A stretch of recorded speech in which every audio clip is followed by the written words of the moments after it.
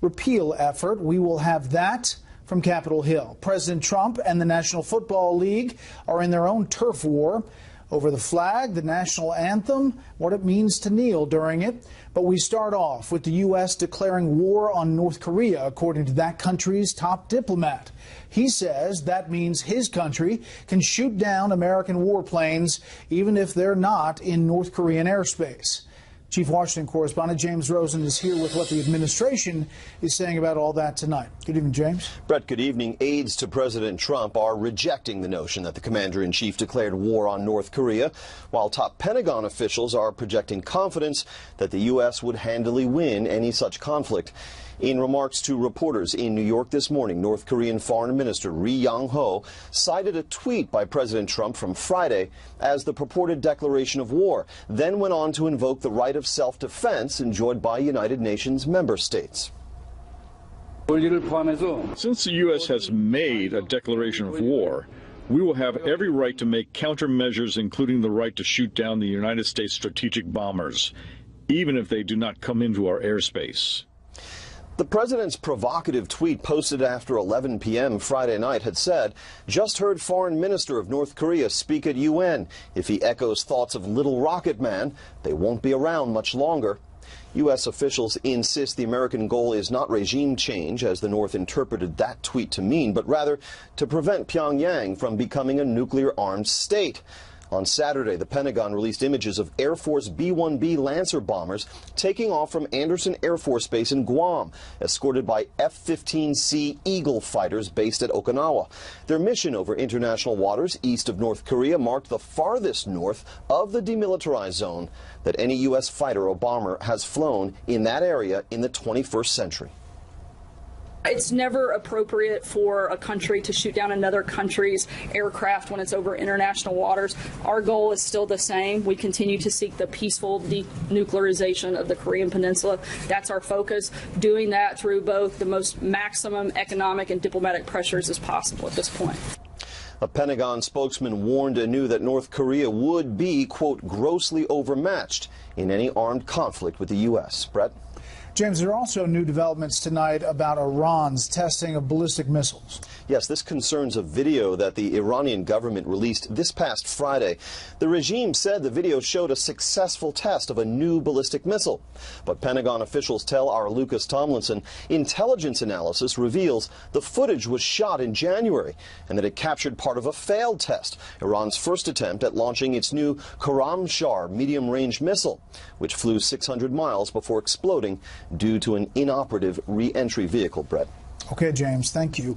What was once a trickle has become a flood. A couple of hundred National Football League players kneeled or locked arms yesterday during the playing of the national anthem in defiance of President Trump's stated position that protesting players should be fired by the NFL owners.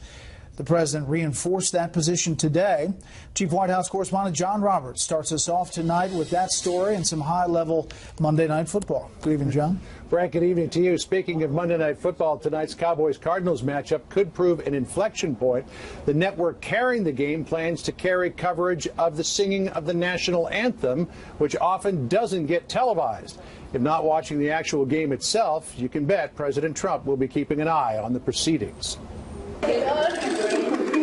In his only public appearance today, President Trump was focused on a new plan to direct some $200 million a year toward improving STEM education. Greater access to STEM and computer science programs will ensure that our children can develop the skills they need to compete and to win in the workforce of tomorrow. But on Twitter, the president was still railing against the weekend protests in the NFL, where some 200 players took a knee during the national anthem or linked arms in solidarity against the president.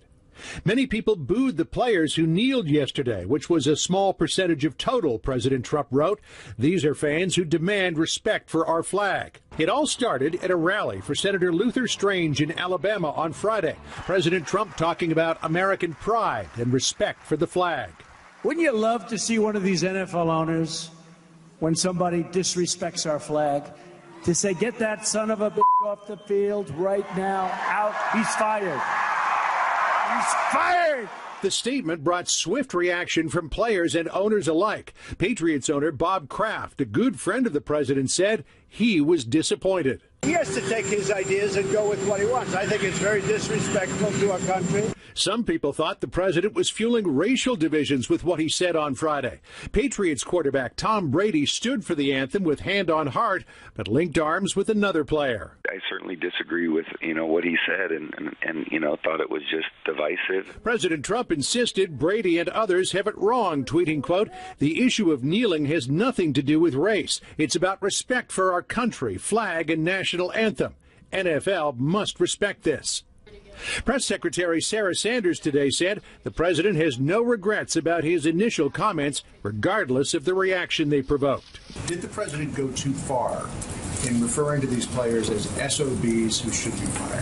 I think that it's always appropriate for the President of the United States to defend our flag, to defend the national anthem, and to defend the men and women who fought and died to defend it. The controversy spread over into other sports. LeBron James, no fan of President Trump, was sharply critical. The thing that kind of frustrated me and pissed me off a little bit is the fact that he used the sports platform to try to divide us. NASCAR, on the other hand, appeared to agree with the president in principle, if not parlance, in a statement saying, quote, "Our respect for the national anthem has always been a hallmark of our pre-race events." Some NASCAR owners said they would fire any driver or crew member who didn't stand for the anthem, meeting approval from the president, who tweeted, quote, "So proud of NASCAR and its supporters and fans. They won't put up with disrespecting our country or our flag." They said it loud and clear.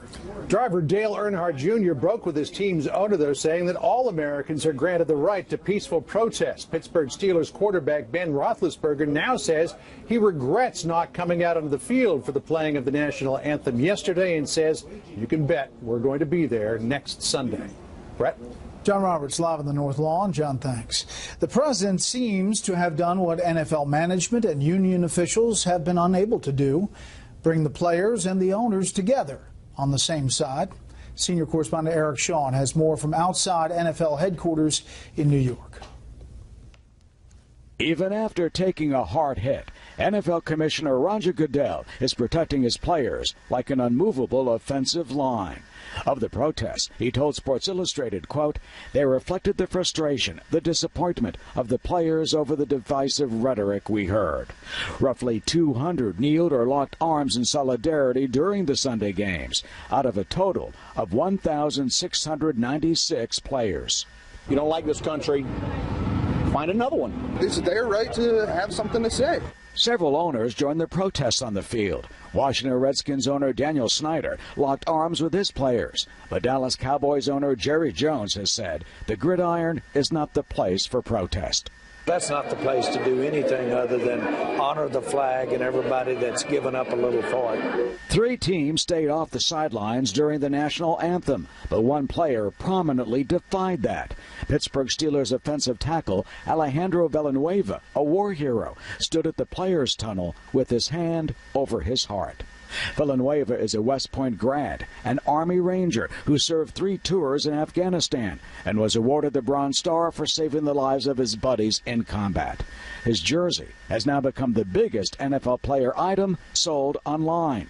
But his patriotic gesture was indirectly criticized by his head coach, Mike Tomlin.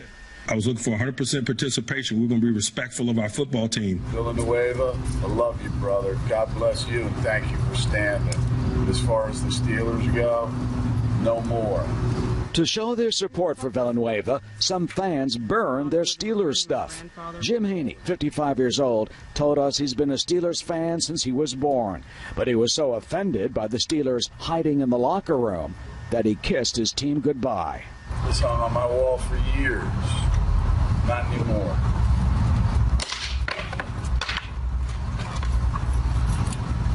In the fire. And I hope all your ignorance burns too. Well, tonight on Monday Night Football, it'll be the Dallas Cowboys versus the Arizona Cardinals. And despite Jerry Jones's admonition, it appears that the protests will continue and through the rest of the season.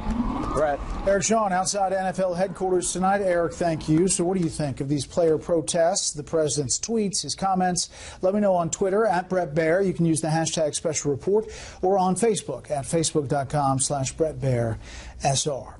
The Congressional Budget Office, the CBO, minutes ago released its scoring of the Republicans' latest effort to repeal and replace Obamacare. This comes as Senate Republicans are trying to throw more money at reticent colleagues as the clock ticks down on what is likely the final Obamacare repeal push under current voting rules. Chief Congressional Correspondent Mike Emanuel is on Capitol Hill with the latest tonight. At the start of a critical week for the Republican health care reform push, there were fireworks and a delay in a Senate Finance Committee hearing. If the hearing is going to devolve into a sideshow or a forum simply for putting partisan points on the board, there's absolutely no reason for us to be here. While protesters wanted to make sure their voices were heard, Republican leaders are still searching for a path to 50 yes votes. The hard no votes are Rand Paul of Kentucky and John McCain of Arizona. One more Republican no would kill the bill. This is not the last chance. This is the best chance. Bill sponsor Senator Graham says he isn't giving up hope. If somebody doesn't fix Obamacare soon, the majority of counties in this country are going to be down to one provider. President Trump himself has tried to sell the merits of the bill. Arizona is one of the biggest beneficiaries. Even the governor, Ducey, is totally in favor of it. It's also great for Maine. It's also great for Alaska. But Graham Cassidy remains in grave condition because even if it would spend more in states like Alaska and Maine, the hometown senators are not sold. It is hard for me to envision getting to yes on this bill because my concerns are so fundamental. And while there's a lot of attention on trying to win over moderate senators like Collins and Alaska's Murkowski, aides to a leading conservative voice say he's a no at this stage. Right now, they don't have my vote, and I don't think they have Mike Lee's either. Now, I want to be a yes. I want to get there because I think Obamacare is a disaster. Democrats say this potential replacement would be worse. Nobody has got to buy a lemon just because it's the last car on the lot. This Trump care bill is a health care lemon, a disaster in the making. And just moments ago, Maine Senator Susan Collins says she is a no on Graham Cassidy. That after the Congressional Budget Office just came out with its analysis saying that Graham Cassidy would cut the deficit by at least $133 billion over the next decade, but would cut millions of people from receiving comprehensive coverage. Bottom line, it says it did not have enough time to go into greater detail in terms of exact enrollment numbers. Brett? Mike Emanuel live on the Hill. Mike, thanks. Let's get some analysis of the Obamacare repeal effort and the NFL showdown as well from senior political correspondent Bret Hume. Good evening, Bret. Hi, Bret. Let's start with what Mike talked about there, the CBO, these numbers, but Susan Collins saying she's a definite no. If you add Rand Paul and he holds the line, if you say John McCain's going to stick with what he has, Susan Collins would be the vote that killed. Yeah, that's the end of it. I mean, this particular effort would go down, and the Congressional Budget Office's its preliminary estimate on this is really kind of irrelevant to that. Those estimates have, not been very, very close to accurate in the past, and in this case, when responsibility for dispensing the funds and managing the program is being devolved to the states and their governors, it's almost impossible to predict with any accuracy what kinds of policies and what kinds of effects they would have. So that doesn't really amount to much. In the end, it came down to whether they could pull together the votes, and it looks like they can't, which means that when the end of this month rolls around, they'll no longer be able to do it with 51 votes, which they couldn't get, and now they need 60. So for this year, it looks like this is all she wrote on this issue for now. Which doesn't bode well for getting other big things done like tax reform? Possibly you're right, Brett, and a lot of people certainly agree with that if you can't get this, you can't get tax reform.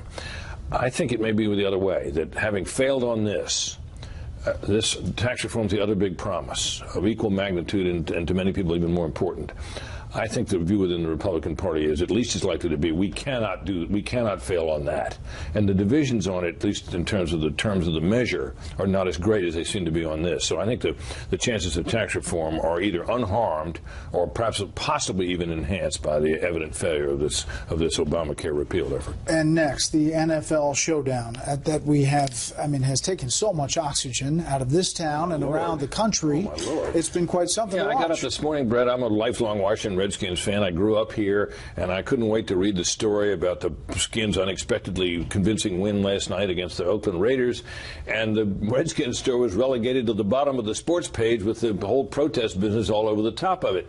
It has really consumed at least a lot of ink and a lot of airtime. I'm not sure, though, that to the average fan it's as important as they think. People may have an opinion about it.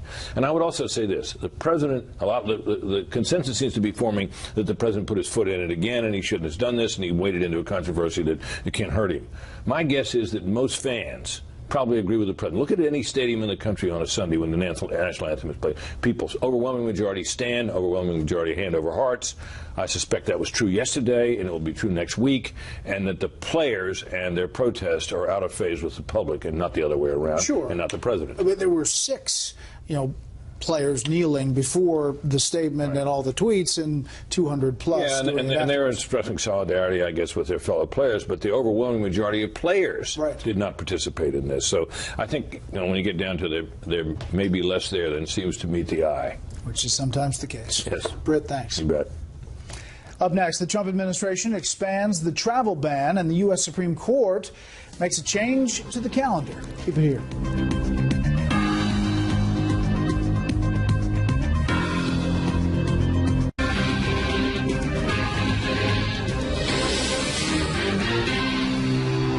Former Congressman and New York mayoral candidate Anthony Weiner has been sentenced to 21 months in prison for exchanging lurid texts with an underage girl. Weiner dropped his head and cried as the judge read his sentence today. The Democrat had sought to be spared from prison, saying he had a sickness. The discovery of emails on his laptop between his wife and her boss, Hillary Clinton, prompted then FBI Director James Comey to reopen the Clinton email investigation. His wife, Uma Abedin, is now seeking a divorce. 2 vigils today for victims of a shooting at a suburban church Sunday in Tennessee. 1 person was killed and 6 others hurt when a masked gunman opened fire. The suspect is a 25-year-old man who had attended Burnett Chapel Church of Christ in Antioch. He was subdued by a 22-year-old usher. Overseas now, North Korea is part of the president's immigration travel ban. It includes a handful of other countries that were not part of the original efforts. Unclear tonight is what the U.S. Supreme Court intends to do. Correspondent Rich Edson fills us in from the State Department tonight. The administration issued another travel ban, its 3rd in 8 months. The travel ban, the tougher, the better. The latest restrictions are different for each country and depend on how much that government coordinates with the U.S. They take effect October 18th. New to the list, Venezuela. In Asia, North Korea. And in Africa, Chad. Still on the list, Iran, Libya, Syria, Yemen, and Somalia. Dropped, Sudan. The administration says Sudan met new security requirements. The order also identifies Iraq's security as inadequate, though the administration is leaving it off the updated list. The order recommends additional screening for Iraqis trying to travel to the U.S. We will continue to make sure that anyone coming into the United States of America does not represent a threat to our communities and our families. This updated executive order has no expiration. Its restrictions are indefinite. Officials say countries can work with the U.S. to improve their security, and the government will consider removing them from the list. A State Department official tells Fox News some of the countries are coordinating with the U.S. Others are unlikely to. This is an inhuman, wrong, irrational, and irrelevant action which is being done by the U.S. administration and the new president. The Supreme Court was scheduled to hear oral arguments next month on the administration's previous travel ban. With this modified order, the court has removed those arguments from its calendar. The justices want both sides to weigh in by October 5th about the next steps in the case. The American Civil Liberties Union sued the administration over the previous ban. The latest version includes countries without Muslim majorities, though the ACLU says, quote, this is an apparent effort to paper over the original sin of the Muslim ban. Federal judges blocked elements of the first two versions, and as this now returns to the courts, justices may ultimately decide the president's authority on national security and immigration. Brett? Rich Edson live at the State Department. Rich, thank you. Officials are expecting more than 3 million people to vote in today's Kurdish independence referendum. And while many people in the 3 provinces that make up the autonomous region support this effort, most nations, including the U.S., do not. Correspondent Benjamin Hall reports tonight from Erbil, Iraq. Celebrations across northern Iraq today as people voted on Kurdish independence, perhaps paving the way for the creation of a new country and the splintering of Iraq. Today's vote was strongly opposed by the US, who had lobbied hard against it, saying that now was a time to focus on the battle against ISIS, in which the Kurds have played a major role. But speaking to Fox News, the foreign minister of the Kurdish regional government said the time was right. This is a moment where the people of Kurdistan are going to the ballot boxes to exercise their very basic right, the right of self-determination, in order to determine their own future. The Kurdish president also called on the US to support this move. I ask the American people to support us, because all we've done is democratically and peacefully ask for our rights, and this requires the support of the American nation. Voter turnout for this referendum has been overwhelming. Already at this polling station alone, more than 2/3 of those who registered have cast their ballots before even lunchtime. But with this vote comes great danger, and already neighbouring countries are threatening to respond. Turkey and Iran have objected strongly to the vote and have been massing their militaries on the border in response, while the Iraqi central government has also threatened to send in troops. One of the flashpoints is expected to be in Kirkuk, the oil-rich region which Kurdish fighters took over in 2014, when the Iraqi army fled in the face of ISIS. But for Kurds, today's vote is about moving on from decades of oppression by the central government. Kurdistan has been a land of tolerance. Kurdistan has been an island of security and stability. Kurdistan has been open for people who have fled tyranny and oppression from other parts of Iraq. The people here in Kurdistan say they now want a transitional period of negotiation with the Baghdad central government. But many people also fear they might get a much harsher response. Brett? Benjamin Hall in Erbil. Benjamin, thank you. German Chancellor Angela Merkel is embarking on what could be a lengthy quest to form a new government. Merkel's conservative bloc finished first in Sunday's election, but a nationalist anti-immigrant party came in third and gained considerable influence. Merkel is still defending her controversial decision to allow large numbers of migrants into Germany. Republicans in Alabama are in campaign mode with all eyes on primary day Tuesday. We'll preview the context next.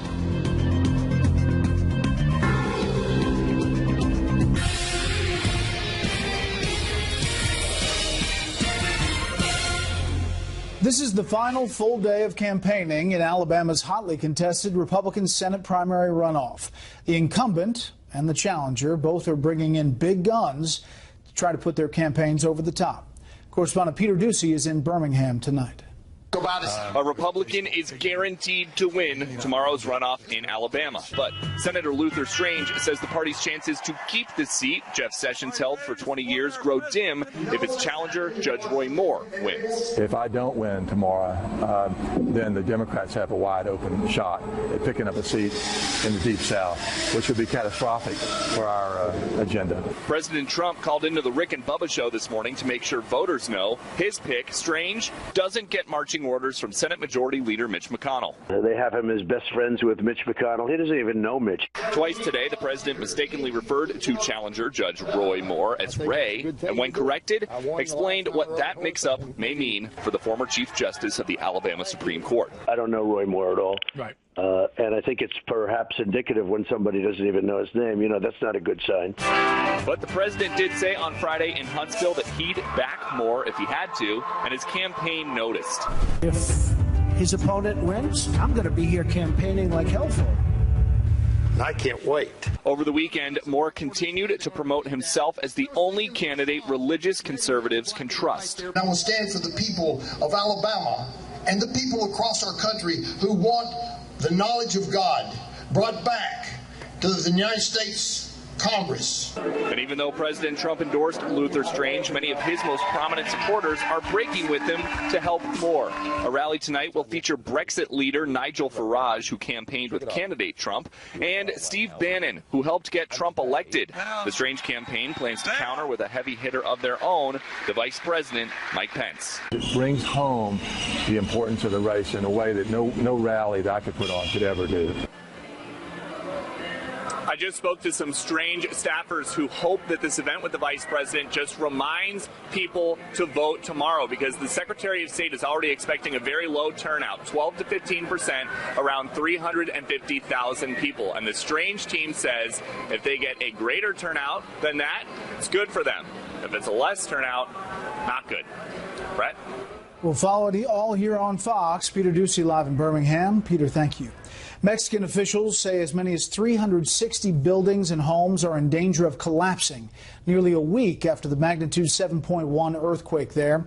Authorities say they have cleared only 103 of Mexico City's nearly 9,000 schools to reopen.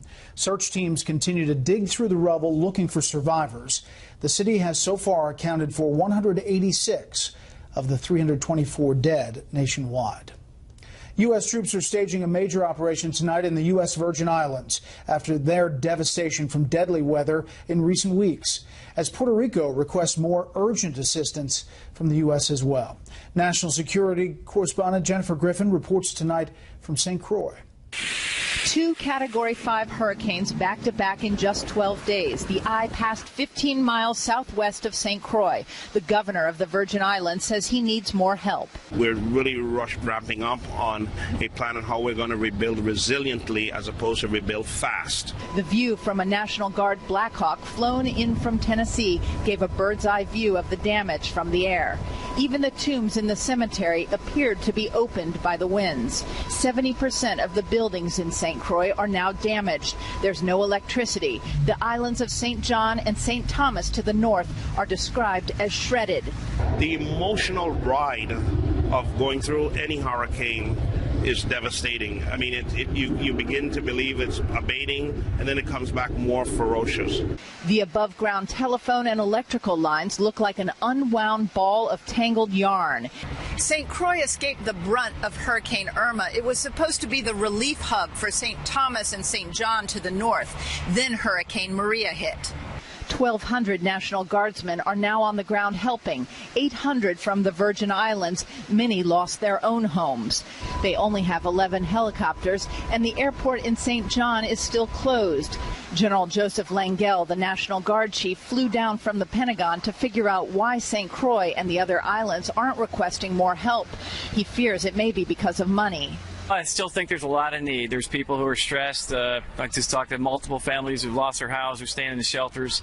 My initial impression is it's going to be a while before this place returns to some sense of normalcy. What's worse, these residents know they are only halfway through this hurricane season. You hear about the freight train noises, just like with tornadoes and so forth. A lot of students were nervous. They've never been in a situation, people have been breaking down and so forth. Traveling with the head of the National Guard in St. Croix, Virgin Islands, Jennifer Griffin, Fox News.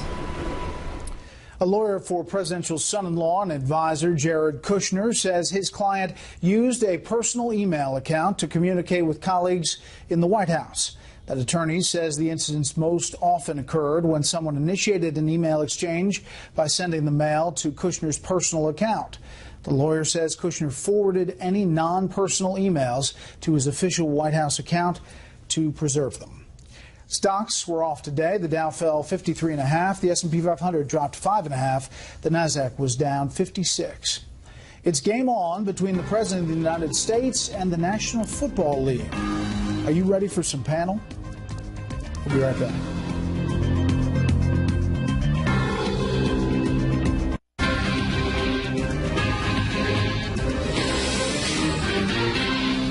that son of a off the field right now. I could not believe what I heard. He's fired! They have the right to have their First Amendment off the field. This is a job. We're here to see a game. That's what we're trying to do, just watch a sporting event. This has nothing to do with race or anything else. This has to do with respect for our country and respect for our flag. It's just kind of beneath, I think, a leader of a country to go that route.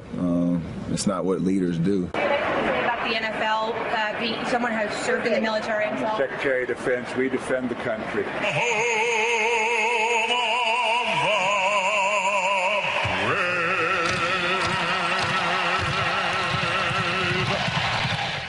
This has been quite a 36 hours, maybe 48, of this story as we see the President of the United States versus the NFL.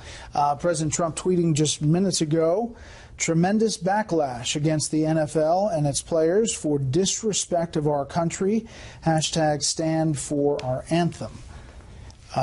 With that, let's bring in our panel. Charles Lane, opinion writer for The Washington Post. Molly Hemingway, senior editor at The Federalist. And Michael Crowley, senior foreign affairs correspondent for Politico. Okay, Molly. Well, this has been quite the interesting story. I think it can be viewed to some extent as a bit of a distraction. There's a lot that's not going on, that's not going well in D.C., and so it's nice to have a change of pace where you talk about something else. At the same time, it actually is a pretty significant story, how we view our country and how we deal with problems in our country. You have some people who believe that we are founded on the ideals of the Declaration of Independence and that it is those ideals that undergird our understanding as a country. You see that in the Revolution. You see that when people are complaining about things or trying to affect change, whether it's Frederick Douglass or Martin Luther King, appealing to the principles in the Declaration of Independence. On the other hand, you have people who say that the Declaration and its principles have always been a lie or that the country is corrupt. And so I think this is actually a big debate we're having, whether we think this is a country that is somehow special and unique and that you want to have respect for the symbols that we hold dear, or whether you think that this is just unbelievably corrupted. And so yesterday when some people in the NFL were playing a game in London and they stood for God Save the Queen, but they kneeled for our anthem, that speaks to a belief by some people that there is something irredeemable inherent in our country. So it is worth having that conversation and having a debate about whether we can work on our problems and still be patriotic. Sure. I want to play Sarah Huckabee Sanders today about the president's statement from Alabama. That was Friday night, and how she answered that. Did the president go too far in referring to these players as SOBs who should be fired? I think that it's always appropriate for the president of the United States to defend our flag, to defend the national anthem, and to defend the men and women who fought and died to defend it. Chuck. I think we live in a free country. We live in a country where the president can't order private businessmen to hire and fire their employees based on what he thinks is right. We live in a country where the president can't order boycotts of private industry. At least I thought we did until recently. I'm struck by the contrast, Brett, between the certitude and vehemence, indeed vulgar vehemence, with which the president approached this issue and the more nuanced view he took of the protests or the demonstrations by white nationalists at Charlottesville, where he portrayed them as something where there were a lot of bad people but maybe some good people mixed in. Here, in his view, there's no nuance. All the right is on one side.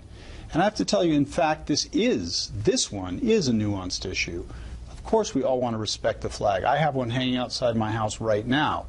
But on the other hand, Colin Kaepernick and some others felt it was the one way they could bring attention to a cause they felt was valid, and there's a long tradition of that in this country. Our president missed an opportunity to bring people together to understand those big issues, and instead went right for the most inflammatory possible treatment. I want to go to one of the elements of the story that's getting a lot of attention, and that is the Pittsburgh Steelers' Alejandro Villanueva standing.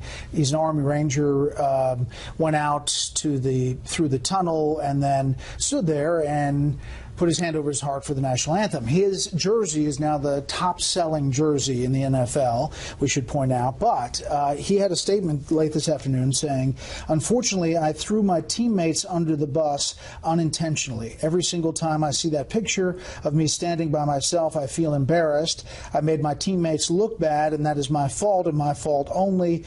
We as a team tried to figure it out, but obviously butchered it." And he said he talked to his quarterback, Ben Roethlisberger, and said, "Can I go out here and just see the flag?"